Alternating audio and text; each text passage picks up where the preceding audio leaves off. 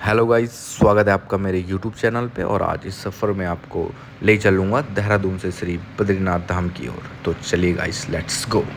और सुबह के नाश्ते के साथ हमारा सफ़र शुरू। तोता घाटी की रोड पे पूरी एंड आलू की सब्जी अंजाई।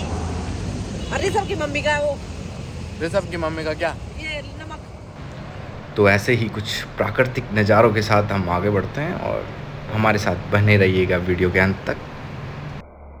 तो सफ़र के साथ साथ हम श्री बद्रीनाथ जी से जुड़ी कुछ जानकारियों के बारे में बात करते हैं। तो अगर हम बात करते हैं श्री बद्रीनाथ धाम पहुंचने की, तो आपको ऋषिकेश से लगभग 240 किलोमीटर की दूरी तय करनी पड़ेगी। और यह भारत के 4 प्रमुख धामों में से एक प्रसिद्ध धाम है, जो कि उत्तराखंड के चमोली ज़िले में स्थित है। और यहाँ की संस्कृति और सुंदरता, प्राकृतिक सुंदरता को दर्शाता है। और यह अलकनंदा नदी के तट पर बसा हुआ है। और यदि हम इसकी भौगोलिक स्थिति की बात करते हैं, तो यह 2 पर्वत श्रृंखलाओं के मध्य में स्थित है, जिन्हें नारायण श्रेणी भी कहा जाता है। और इस मंदिर में बद्री नारायण के रूप में भगवान विष्णु की पूजा की जाती है। मंदिर में स्थित भगवान बद्रीनाथ की प्रतिमा भगवान विष्णु को समर्पित है, जो कि 3.3 फीट की शालिग्राम की बनी हुई है। और आपको यह बता दूं कि यह प्रतिमा स्वयंभू है। और यदि हम स्वयंभू के अर्थ की बात करें, तो हिंदी में से खुद से बनी हुई या स्वनिर्मित प्रतिमा कह सकते हैं। और ये कुछ क्षण प्रकृति के साथ।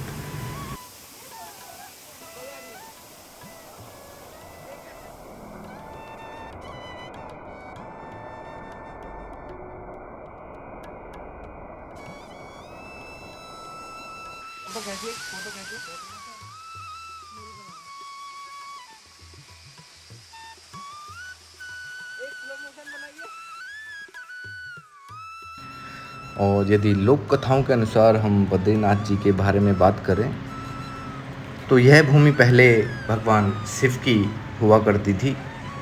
और इसी बीच भगवान विष्णु ध्यान मग्न और साधना के लिए एक स्थान ढूंढ रहे थे। और उसी दौरान भगवान नारायण केदार भूमि में आए और उन्हें यह जगह भा गई। जब भगवान विष्णु यहाँ आए, तो उन्होंने अलकनंदा नदी और ऋषिगंगा के संगम के पास पहुंचकर एक छोटे से बालक का रूप धारण कर लिया और बहुत तेज तेज रोने लगे। जिसे सुनकर भगवान शिव और माता पार्वती उनके पास आए और उन्हें रोने का कारण पूछा, जिस पर उन्होंने कहा कि उन्हें ध्यान योग के लिए यही जगह चाहिए। तत्पश्चात भगवान से उन्होंने ध्यान और योग के लिए यह स्थान भगवान नारायण को दे दिया। तभी से यह पवित्र स्थान बद्री विशाल के नाम से संबोधित किया जाने लगा या जाने लगा।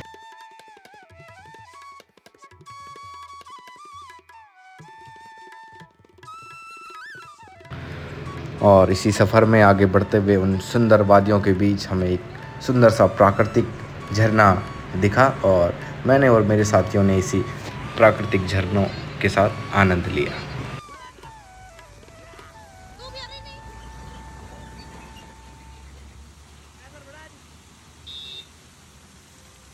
देखो हाँ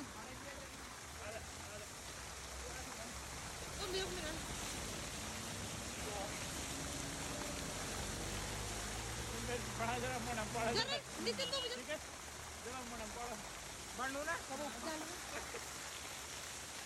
जाओ जाओ जाओ यू है क्या? अरे यू है क्या पीछे?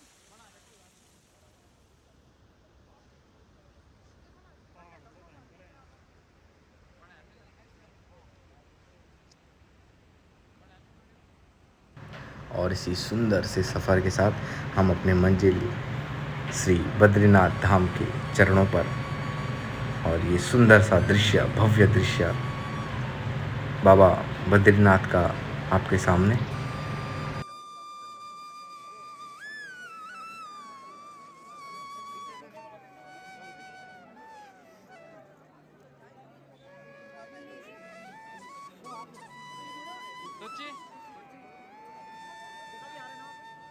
वीडियो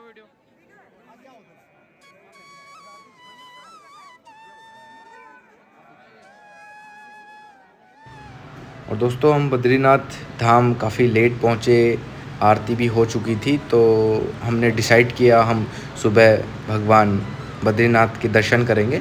और अभी हम केवल बद्रीनाथ के पास, बद्रीनाथ के चरणों में एक अर्जी देने पहुंच चुके थे और इसके बाद हमने वहीं स्टे किया।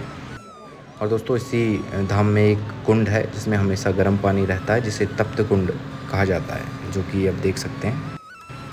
और दोस्तों रात्रि विश्राम के बाद ये सुबह का सुंदर सा दृश्य, और यहीं पर हमने रात्रि विश्राम किया था। और सुबह हम तैयार होकर बद्रीनाथ के दर्शनों के लिए निकल पड़े और हम पहुँचे श्री बद्रीनाथ धाम। और दोस्तों यह मंदिर का दृश्य आप सबके सामने, और इस मंदिर को 3 भागों में विभाजित किया गया है। सबसे पहले गर्भगृह, दर्शन मंडप और समा मंडप शामिल है। और इस मंदिर के भीतर कुल 15 मूर्तियाँ हैं, जिनमें से एक मूर्ति भगवान विष्णु की शालिग्राम जी की है, जो कि बिल्कुल काली है। और दर्शन के बाद हम आगे। और दोस्तों बद्रीनाथ जी के दर्शन के बाद हम लोग आगे माणा गांव की तरफ बढ़े।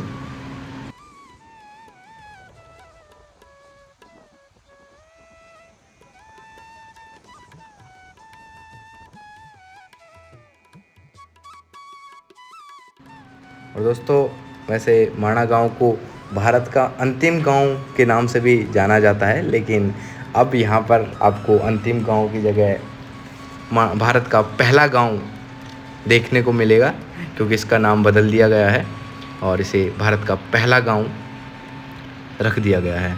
और इसी माणा गांव में माँ सरस्वती का उद्गम स्थल भी है, जो मैं आपको इसी वीडियो में दिखाऊंगा। आप वीडियो में बने रहिए।